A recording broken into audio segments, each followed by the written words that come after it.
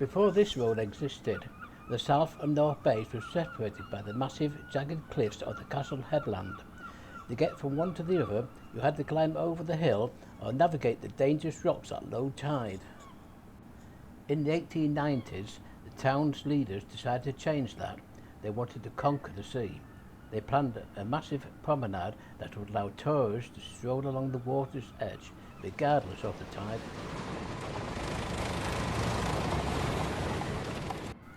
But the North Sea had other ideas.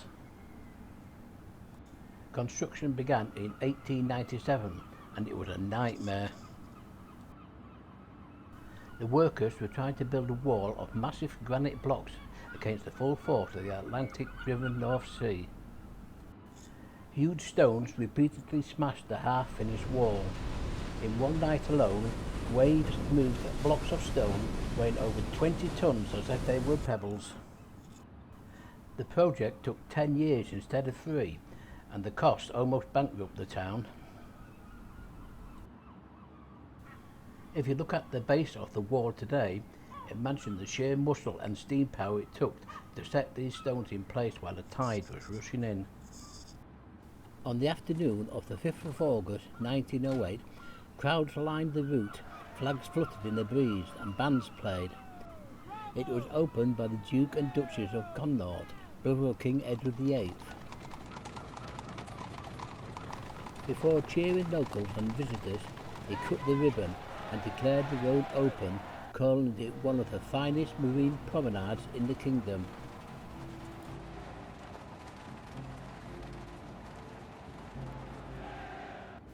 The people danced on that Marine Drive that day.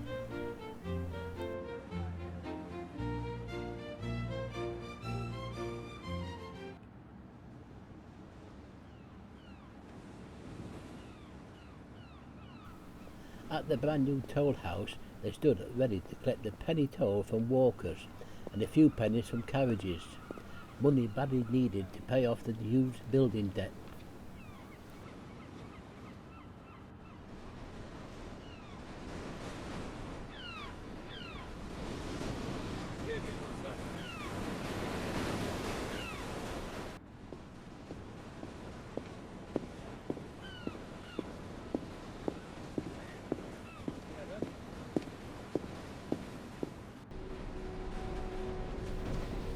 It was one of the most ambitious engineering jobs ever seen along the coast, carving a road right into the cliff to link North Bay and South Bay. It was supposed to have cost £70,000, but after 11 long years, the final bill was over £120,000. With the toll house standing guard at both ends, it helped to pay back the costs. Let's get back to work then.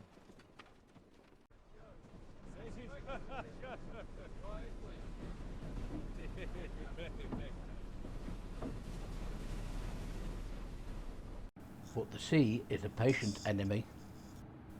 Just days after the opening, a freak wave swept over the new wall, dragging a young woman and a rescuer into the water.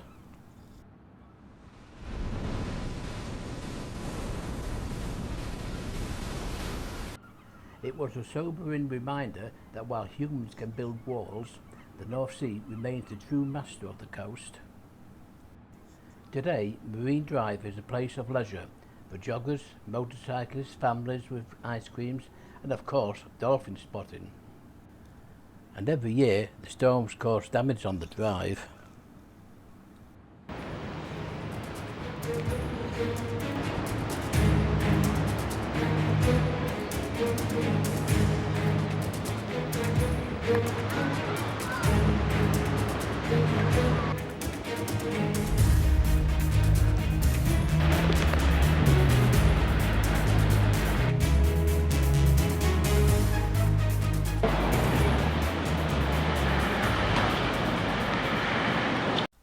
In the Great Storm of 1993, the waves here were so powerful they threw boulders the size of cars onto the roadway and completely destroyed the sea wall in sections.